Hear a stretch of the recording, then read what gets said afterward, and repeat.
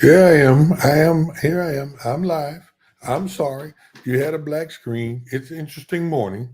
And they happen to be out front today doing my yard and in front of my home at 12 noon when I'm with you. Hello.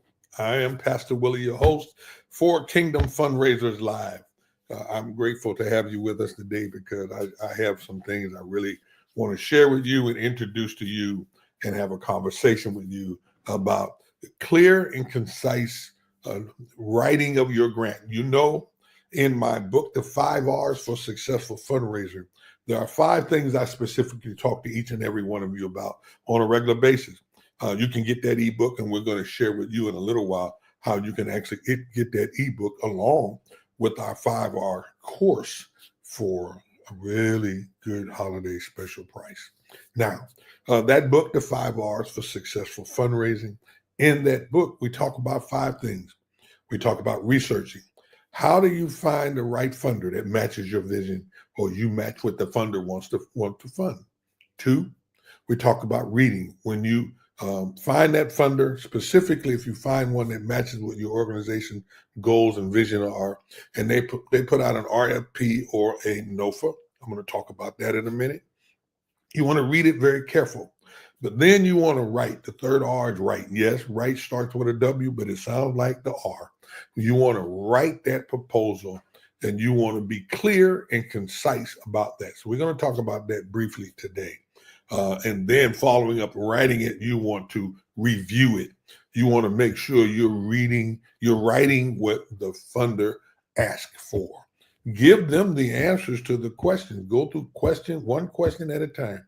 It might be redundant, it might seem stressful or whatever, but when the funder asks you to fund a project, then fund that project that he's asking for. If he's asking you to give you 10 things, give him 10 things. Hello. 9 may not work, 8 might not work. Why? Because the other person writing that same grant might have 10 things. So you want to respond, you want to read, you want to respond, you want to reflect, you want to review. All right, that's all in the review process. And then the last one is relationship. I encourage all of you on a regular basis to build relationships. Are you with me? You want to build relationships with your funder. Why? Because building that relationship with your funder, what that allows you to do, it allows you to be able to know what the funder is looking for when they're changing opportunities, when they're changing what was in the grant proposals in the past. They get to tell you. But a good example where I was today, there's some funding left in a proposed $36,000 that are left from a grant opportunity that they had. And they were looking for ways to spend that $36,000. Guess what? I have a way to help them spend part of that. There was about 13 agencies in there. Look, if I can get $5,000 for the project we're working on, I'm happy. So you want to build relationship with funders because they want you to know what they have money for. They'll write you, they'll call you, they'll send you an email, and they'll tell you what's coming down the pike. And one of the grant opportunities I went to this morning at 9:30 a.m., that grant is due January 6th, but it's not being funded until October of 2025. Hello.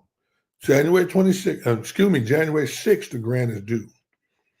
And then they gave us all of the dates of because it's a city grant. So they give you all of the dates of all of the reviews that's going to take place with the city, the council people, each department that has to review it. You come back and you share with the council why you want this grant, even if it's only $5,000. Now, some people will say that's a lot to go through for $5,000. Well, let me tell you, if all of the cities around where I live at now, all of them had $5,000 CDBG grants, and I went to each one and got $5,000 from each one, guess what? I got $25,000 from my program. That program might only need $52,000 to operate. I just got half of it. Or one of those cities is actually offering $20,000. So I get 5, most of them 20 from that one. I may be as much as $30,000 of the 50 I need. You understand what I'm trying to say? As a kingdom fundraiser, our goal is to help you find what you need to advance your vision and your mission and to serve the people that God has called you to serve. And so I just wanted to kind of start off. I've been hype all morning because it's interesting week. We held a webinar for those of you all who joined our webinar on Monday. We thank you for joining the webinar.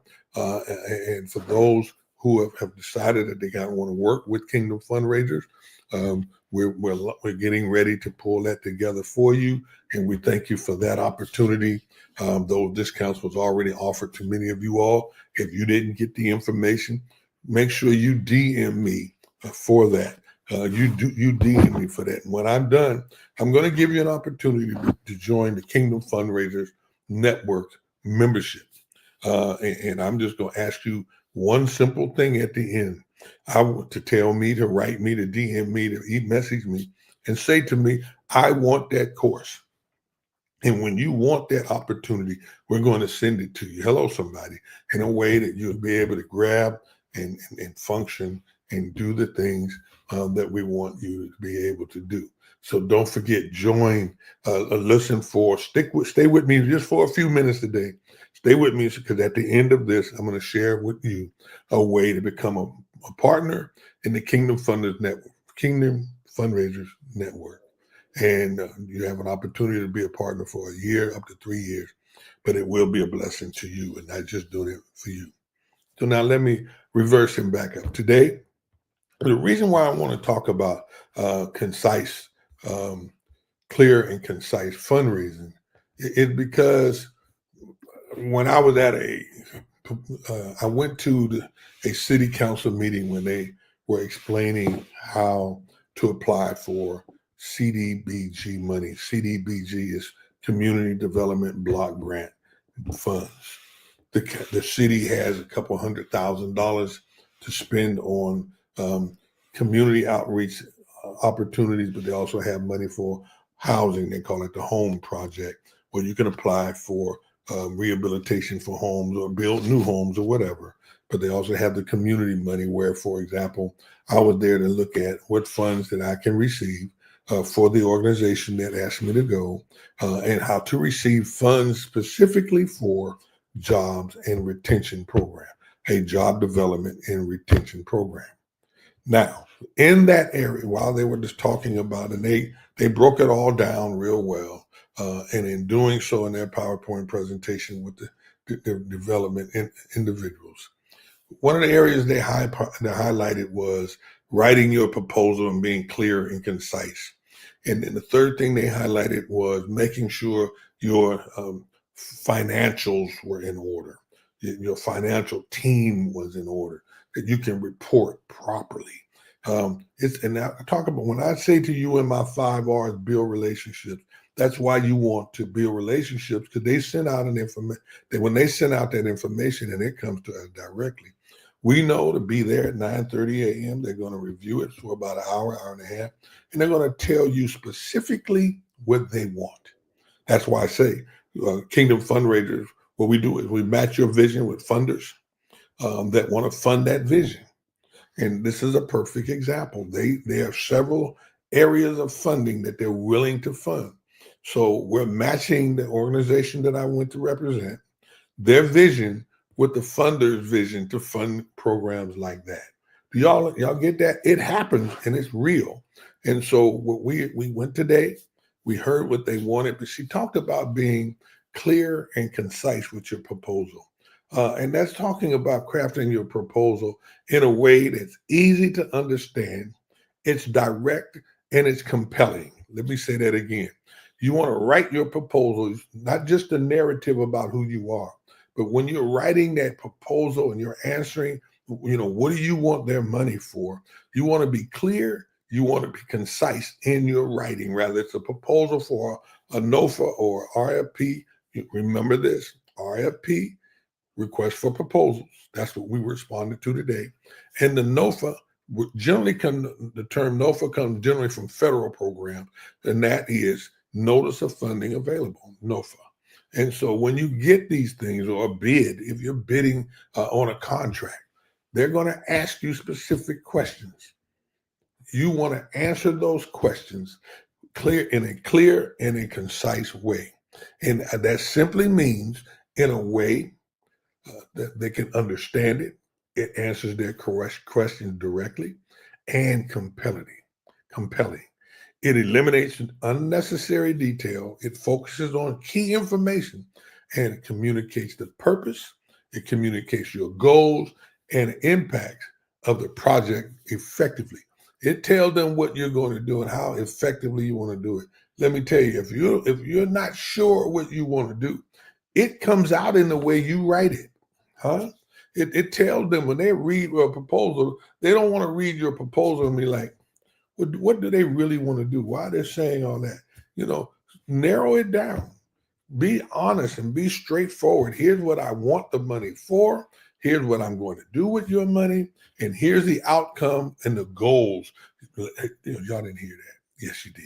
The outcomes and the goals that you have for the funding that they want to give you. Because they want to give their money to people who are going to actually do what they say they're going to do. Huh? And so you want to remember that. Key elements of being clear and having a concise proposal, you focus on your message. I'm going to give you a few points to help you to help you do this. You focus on your message. Stay on topic and address the funder's priorities. Okay?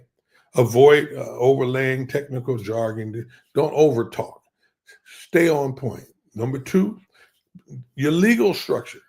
Use headings and subheadings and bullet points. When you're doing I said legal, I mean logical. Is that right? The logical structure. You want to be able to do your heading. You want bullet points. You want to be able to make it so that they can read it. Huh? So using headings, subheadings, bullet points, that organizes your content. And if they'll tell you how they want it. Remember this, when you read the proposal, they're going to tell you what they want. For example, they told us today they didn't want no hole punching. They didn't want you to punch 3 holes in and put it in a binder. They don't want that. They want it all loose leaf, one-sided, and every page. They want 5 copies. They want the original. They want 4 copies for the other people reviewing it. And then they want a jump drive so that when we come to the live presentation to the council, for those that have been chosen to come to present that to the council, they want it on a jump drive. Why? So they can put it in the computer and put it up on the screen. And everybody that's at that council session will get to see what you propose. That is specific of what they want. You got to give it to them. If you go in there and they want it at 3:30 in the afternoon, at 5, when a lot of funders want it at 5, or a lot of funders want it at midnight, they want it in their office, hard copied and on a jump drive by 3:30 in the afternoon that they want it done. So that means you got to show up and bring it. They didn't say you can mail it. They didn't say you couldn't mail it. And I didn't ask that question. What I'll do is most likely to build relationship with one of the people reviewers. I will pick up the phone and call and ask that question. Hey, I don't remember in the meeting if you said that we can mail this. Can we mail it to you, or do you want us to drop it off? Why? Having that simple question has that funder recognizing who I am, who I represent. Most of the time we have it on our shirts, who I represent, and things like that. Clear and concise. You want to have compelling content. You want to start with a strong executive summary. I always talk about your narrative, what that looks like when you get the 5 R's proposal or the 5 R ebook. You're going to be able to see how those things come into play for the funders that's going to read it. So you want to start with a strong executive summary, and it outlines your project. You want to highlight the problem your project addresses and why it matters. You want to showcase how your organization is uniquely positioned to solve that problem. Now, you don't want to ask for $5,000 to do 15 things. You want to ask for $5,000, $10,000 to solve one problem. And you want to be specific about that problem. You want to be able to say what that problem is. You want to say why it's important for you to help solve that problem. And then you want to show them how you're going to do that. why you're in position to do it, rather than location, finance, counselors, tutors, teachers, whatever that is that's going to help you position yourself to solve that problem. That's what they're looking for. You want to be specific about what it is. Provide clear goals, measurable objectives, and a detailed plan. Include specific numbers, timelines, and outcomes. If you're going to serve 20 people, tell them your goal is for 20, and you want to give them measurable outcomes. What do I intend to do with 20? If you got 20 attending, 15 completed, then you want to be able to say that. You want to be able to give them numbers, include specific numbers, timelines, and outcomes to back up what you say you can do. If you have some history of doing it in the past, include that. Avoid vague statements like, we will improve community health, without explaining how. Well, how are you going to improve? How are you going to improve community health? Be specific. How many people do you intend to serve in improving community health? What is the outcome that you want when you're serving these people in community health? I want to make sure that we're going to target 50 people. We want 75% of them to get their flu shot by December of 2024. That's specific. Okay. Impact-driven language. Emphasize the benefit and outcome of your project. Emphasize the benefit and the outcome of your project. Focus on the funder's needs to make a difference. Now, I say that in more than one ways when you're reading that 5R ebook. We talk about, when I say that, when you're researching, when you do your research, you find out who the funder has already funded in the past. They tell you what they gave money for. So that lets you know what the funder wants. So when you're doing that, you're able to tell the funder what you're going to do for them. So focus on what the funder needs, not what you want to do. So if the funder wants to fund $5,000 for community health in order to give 15 shots by the end of the year, that's your focus. That's what you're going to tell them you want to do. How about the number 7, professional tone. Be respectful and professional while emphasizing your enthusiasm for your project. For example, in the meeting today, I had asked a question. I asked the question on purpose so they can recognize who I am, primarily because I was new to the scenario. So I wanted people to know me, not just see me there, because they didn't know me up front. They had been around and seen many of the people in the room. I wanted them to know me. So I asked an intentional question. Why? Because I wanted to get them to know me. When I follow up on the phone, as I said, I may call and see, can I mail it, or do you want me to drop it off?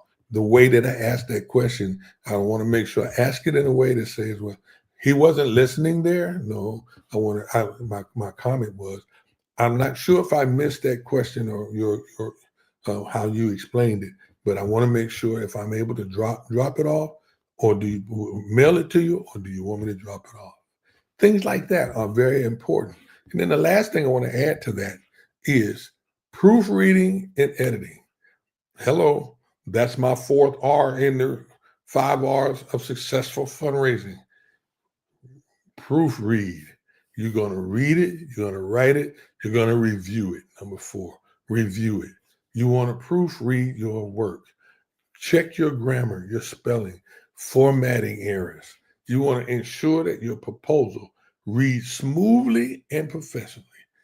Typos, they see too many there. Everybody makes mistakes, and sometimes we miss them. But trust me, if there's too many, it's done. All right? So you want to be able to do that.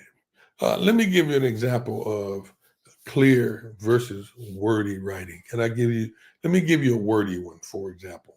Wordy writing would be, our organization works tirelessly to improve the lives of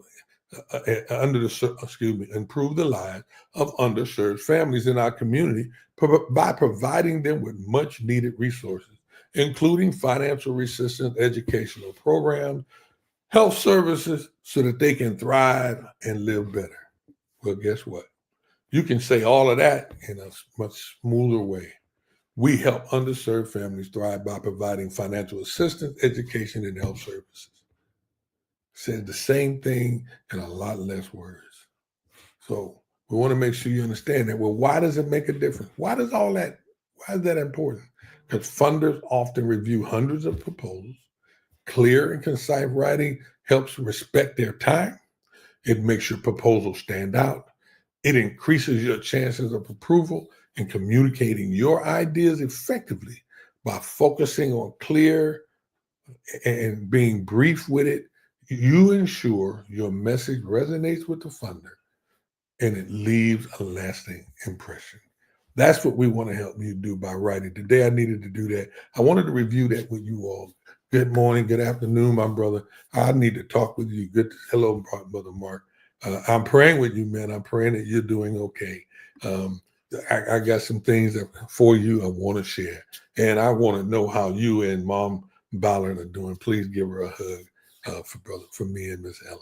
Listen, everybody. So I needed to break that down to all of you all today. How important it is to write clear and concise proposals. We're doing proposals of being, as you see, I went to one today. They're being released all over the country.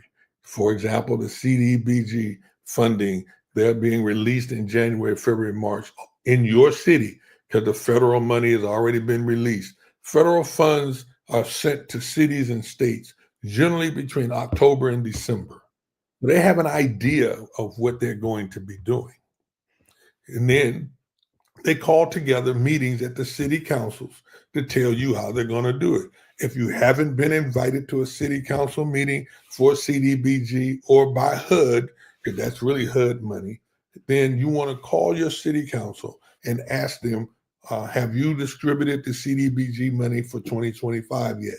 No, we haven't. Then can I get on the email list or the mail list so that I can be a part of the program? Things like that. Research, find your funder, and then you build a relationship with them. That's what I really, really, really wanted to make sure you all were aware of today. How about that? So, what I want to share with you also, I want to invite you to become a part of our Kingdom Fundraisers Network. What I'm doing for the holidays, I want to introduce my 5R fundraising course to you, which is a $997 package. That is the course. It's a 13 module course to help you understand fundraising and the things that it takes. Many of the things we talked about today are in these courses. How to go from startup to sustainability. The 5 R's that I just explained, they outline very well how you research, you read, you write, you review, and you build relationships. All that's outlined real well in the courses. You even have some homework modules to help you do it. If you're a startup, it has some information on how to start up your organization, how to build a good board. Even in the meeting I went to today, they wanted to know who your board is. And you need to know, you need the name, address, telephone numbers of your board. You need accountability things for them to know you are an accountable individual for funding. And as I said, it might be $5,000 a day, and it's more that we can apply for. It may be $5,000 a day, but that same funder at the end of next year might have another $5,000 or $25,000 that they can tell you about if you're accountable. So for $27, you can get this 5R framework course, and we'll also give you our ebook, the fundraiser ebook. You'll get that as well. And I'm going to throw in today, for the next 2 weeks for the holiday season, our 5R workbook, our 5R framework workbook. It is a nice workbook that identifies many of the things the questions that I get from organizations. So I want to make sure that you understand, for $27 from now through the holiday, you'll have access to our fundraising course, which is a $997 13 module course. You'll have access to the ebook, which is another $47 value. All of that's a $1,200 value for $27. All you have to do is email me, DM me, write it on this page. I want that course. And I will make sure we send you the information on how you can get that course. $27 for a $1,200 course package. Now, for those of you who are interested in becoming a part of the Kingdom Fundraisers Network, our membership package for a 1-year membership package, and watch this. This is a $1,200 package. It's $97 a month for a year. You can get this package from now through the holidays for $197 for 1 year. Now, well, what does that package really do for me? It gives you access to monthly live Q&A sessions. You get the essential checklist for fundraisers. You get a gift called Scaling Your Nonprofit. When we're finished that'll be done soon. You get the Fundraisers Toolkit. You get things like that, exclusive access to all of the resources that we have, which is $197 value. Kingdom Fundraiser Workbook, again, $47 value. You get that course as a part of that. Remember that. Essential tools, we have the checklist for fundraisers, grant writers, things like that. That's included in there. Comprehensive guidelines like my book, Taxes and Ties. You get a ebook called Letters and Forms, how to actually design the letters that you want to write to funders the way that they want to hear it. You get what we call our logic model handbook. I did 4 or 5 sessions back in October and November on a logic model. Everybody needs a logic model. If you don't have one, that's a valuable tool to have. And that alone, another $47 value. We keep adding these values. So advanced training. If you become, watch this, we want to take you to the next level. For those of you all who are interested in that package for $197 for 1 year for this holiday season, you have access to, you can move up and get a 3-year package for $247. You get all of this and you get more. Exclusive for 3-year members. You get access to 2 new books that are being written now. You get the fundraising courses. You get one-on-ones with me, where in the 1-year package, it's group courses. With me, group counseling. With the 3-year, you get one-on-ones. And then the VIP, where you get direct action with me, anyone on my team, is $297. So you can get 1 year for $197. You can get 3 years for $247. But the VIP package that gives you much more is that you can get for $297. Now, totally, that's a $6,000 package. For each one has its own range. The 1-year package is a $1,200 discount. The 3-year package is a $3,500 discount. If you get the 3-year VIP, actually that's a $5,700 discount. So if you're interested in any one of those values today, I want you to send me a DM, to write it here, text me, email, any one of those resources that you have. And all you have to say is, I want that course. And I will connect with you and make sure you get access to the course for $27, 1 year one year membership, $197, 3-year membership. I apologize, 3-year membership for $247, and the VIP membership is $297 for 3 years. I look forward to hearing from you. Join me for this holiday season. They go back to regular prices right after December 23rd. Hello. They're going that Monday, December 23rd. They go back to regular prices. So join me this holiday season. Take advantage of this. Many of you all have been trying to figure out, how do I become a part of Kingdom Fundraisers, and what do I need to do to learn more? With these packages, you will be blessed. I thank you for joining me today for Kingdom Fundraisers Live with Pastor Willie. Listen, I got to tell you this. I love you, and there's nothing you can do about it. And thank you for being a part of the work that we do. I'll see you soon.